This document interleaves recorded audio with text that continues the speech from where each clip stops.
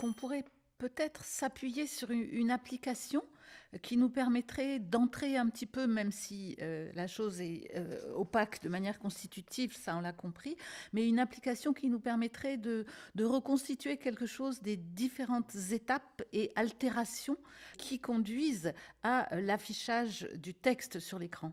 Oui, alors par exemple, si on prend une reproduction d'une page écran d'une messagerie sur Internet, on voit sur cette page, sur ce même écran, on dispose de toutes les fonctions, de tous les acteurs, de toutes les nécessités matérielles et logistiques utiles à la correspondance.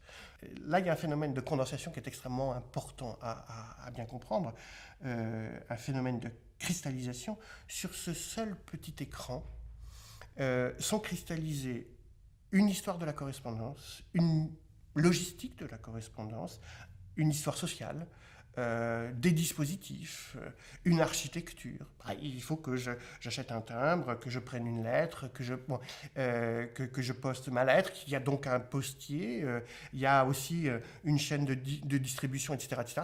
Tout ça a été cristallisé dans un seul espace qui doit tenir et qui doit être accessible. Autrement dit, l'image du texte va transformer, va textualiser l'ensemble de ce dispositif au sens où Foucault l'entendait, c'est-à-dire en fait de l'architecture, de l'organisation politique, de l'organisation économique, de l'organisation sociale, de l'organisation industrielle, d'un acte qui est un acte de correspondance.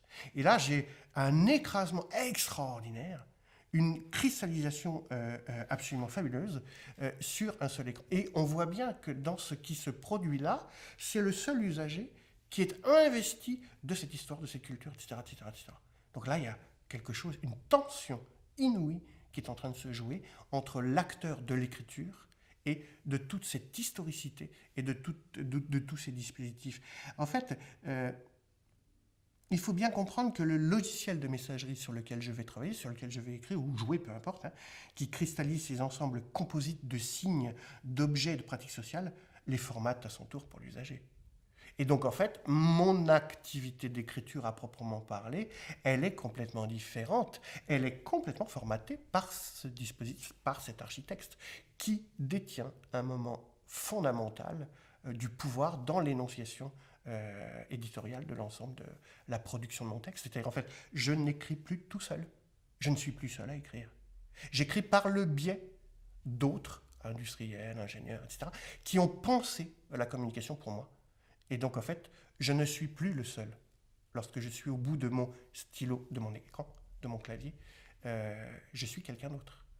J'écris à travers un dispositif communicationnel pensé par d'autres, à mon service, à mon usage, entre guillemets, mais qui me formate ma pratique. Un dernier mot sur ce dispositif, sur cette image.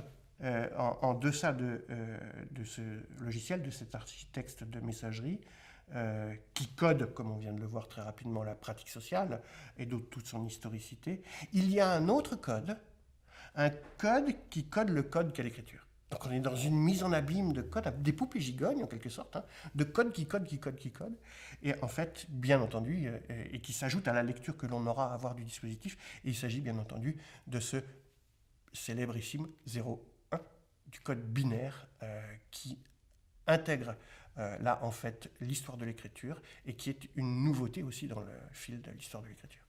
C'est fabuleux quand même, cette capacité de tout dire de la langue à travers simplement 2 chiffres.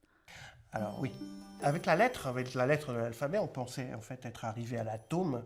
En fait, c'est toute la culture grecque, l'alphabet grec qui est derrière. C'est une pensée fabuleuse à ce moment-là. À travers cette transformation, quelques petits signes, on peut dire, et là, on arrive à un temps, on est passé à un temps encore plus puissant, en quelque sorte, de transformation et de métamorphose, avec le langage binaire. Quelque chose a complètement, radicalement explosé. On n'est plus dans l'ordre de la lettre, mais dans celui du nombre. Et il est extrêmement difficile, du coup, de revenir à l'origine du signe, puisqu'on a changé de nature. On n'est plus dans l'alphabet, qui éventuellement, encore dans certains cas, pouvait nous renvoyer à une vision, à un degré visuel, qui lui-même pouvait nous renvoyer à un référent du monde, au réalia en quelque sorte. Là, non, du tout. On a fait un saut qualitatif qui est un saut d'abstraction inouï. On a un 0, on a un 1. Et là, on n'a plus de relation possible. On n'a plus de possibilité de remonter la chaîne vers le monde. En fait, là, on a rompu quelque chose d'important. Et donc, il s'est passé quelque chose. 0, 1, c'est le perfectionnement ultime, finalement, à un degré d'abstraction du système de classement par 2 valeurs. Et c'est un classement, extraordinairement économique, fabuleusement efficient, mais qui ignore complètement l'articulation ternaire. C'est-à-dire qu'en fait, je pense 0, je pense 1, je ne pense pas le tiers. Je crois qu'il y a une rupture à ce moment-là, quelque chose de fondamental. Alors, le fait est que ça s'est fait au profit d'une simplicité qui est inégalée dans l'histoire de l'écriture et d'une universalité sans précédent. L'écriture semble avoir atteint effectivement un véritable point d'acmé de ce point de vue-là. Alors, ce langage binaire, il est effectivement pas dénué de paradoxes. Sa simplicité lui permet de tout traduire, de tout dire, de tout métamorphoser au sens plein du terme. C'est un petit peu l'alphabet des pensées humaines, la langue d'Adam à laquelle songeait Leibniz. Mais sa simplicité, la simplicité même de ce code binaire pose des difficultés énormes, notamment de lisibilité. Nous ne savons pas lire ces suites de chiffres. Alors, certains programmeurs disent que certains informaticiens y arrivent sur des fragments, bien sûr, sur des parcelles. L'homme du quotidien, dirais-je, n'a pas accès à ce langage qui est fort difficile de compréhension et de visualisation. Alors, l'universalité, la simplicité, mais également la simplicité et l'illisibilité. Donc on est vraiment dans un paradoxe important, là, fondamental. Et ce dernier couple paradoxal a entraîné, entre autres raisons, la venue d'autres niveaux d'articulation. Je retiendrai 3 au final pour être synthétique. Donc ce code binaire, puis ce deuxième temps qui est qu'on a appelé des langages évolués, des langages de programmation, où là, effectivement, on a une efficience, une efficacité logistique extraordinaire qui est contrebalancée par une illisibilité radicale. Donc on va intégrer quelque chose entre les deux pour pouvoir avoir au moins un minimum d'accès par des langages qui sont lisibles, entre guillemets, ou en tout cas adressés à la machine, et que l'homme peut appréhender et lire. Et si je retiens ces 3 stades qu'on a évoqués du manuscrit, de l'imprimerie, de l'informatique, on pourrait faire rapidement une petite synthèse des points essentiels. On peut faire remonter d'importantes différences à ce niveau-là. Dans l'univers du manuscrit médiéval, la page à lire que nous avons vue tout à l'heure, par exemple, est la même que la page à écrire. C'est d'une simplicité absolue. Ce que le copiste a écrit et l'enlumineur enluminé, mais parfaitement lisible, la page à lire et la page à écrire, c'est la même. La page fait en quelque sorte corps avec son support. Et la lettre est tracée par le scribe, est la même que celle qui s'offre à l'œil du lecteur.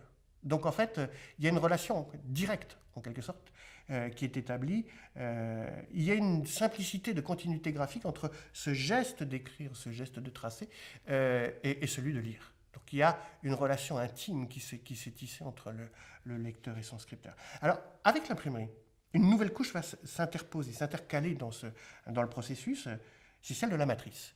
Le corps du texte typographique, lui, est lisible dans un miroir. Si j'ai une matrice typographique, alors les typographes la lisent admirablement bien, mais si je n'ai pas l'habitude, je vais prendre un miroir et je vais voir qu'effectivement, cette matrice est lisible dans un miroir.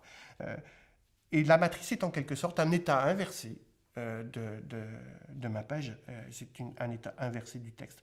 La page à lire, là, se désolidarise de la page écrite.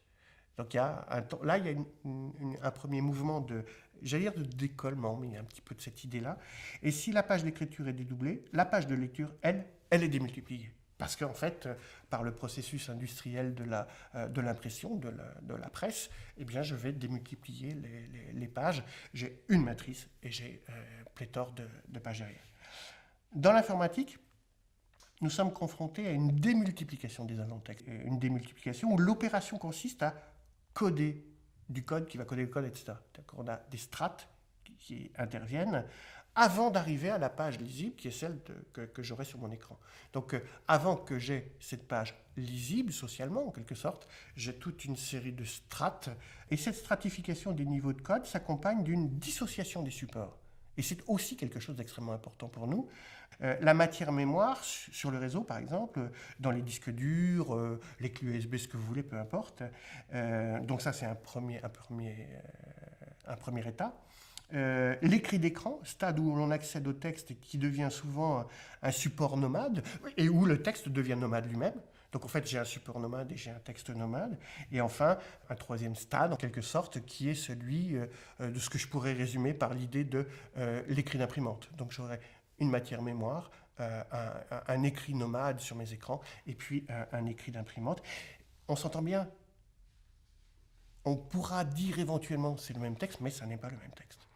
Ça n'est pas le même texte qu'une série de 0, 1 qui sont sortis les uns des autres, ou qu'un langage de programmation. Ça n'est pas le même texte que celui que je vais avoir à mon écran et qui va passer par le biais d'une interface et d'un design particulier. Et ça n'est pas le même texte que celui que j'aurai sur mon imprimante. Ce sont trois états du, entre guillemets, même texte dont je dispose à ce moment-là.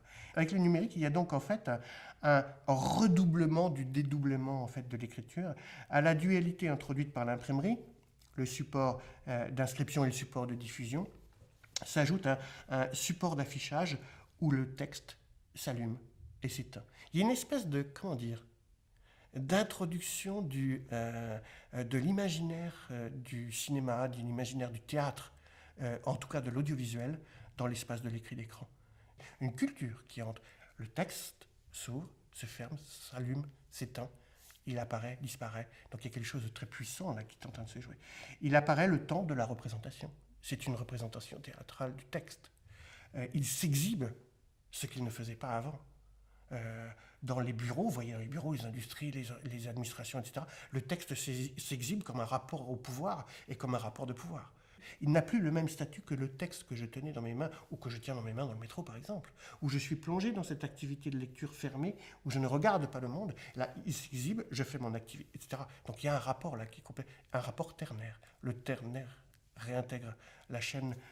Il apparaît, il disparaît, il ne m'est plus accessible lorsqu'il est sur un disque dur.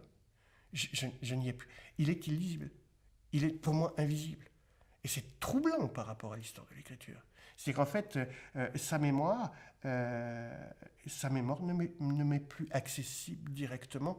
Je ne peux plus, avec mes yeux phénoménologiquement, je ne peux plus avoir accès à mon texte, à ma mémoire.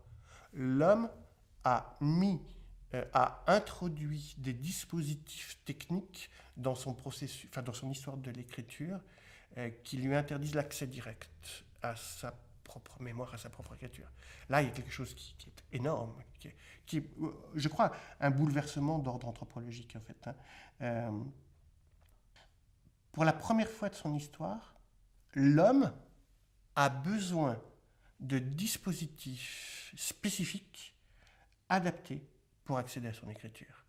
Une machine informatique, pour le dire en des termes très généraux, des architectes, c'est-à-dire des logiciels qui me permettent d'écrire.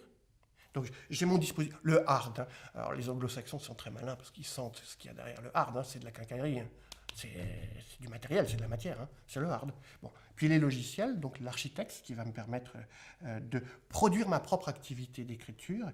Et puis une source d'énergie. Sans électricité, je ne peux pas faire... Donc j'ai une nécessité absolue de ces trois points fondamentaux qui ne peuvent pas exister en dehors du système économique et industriel dans lequel je vis. Si je n'ai pas une centrale nucléaire qui me produit de l'électricité pour faire... etc. Donc, vous voyez qu'on est dans des tensions qui sont fortes. Sans cela, je ne peux désormais plus avoir accès à ma mémoire écrite.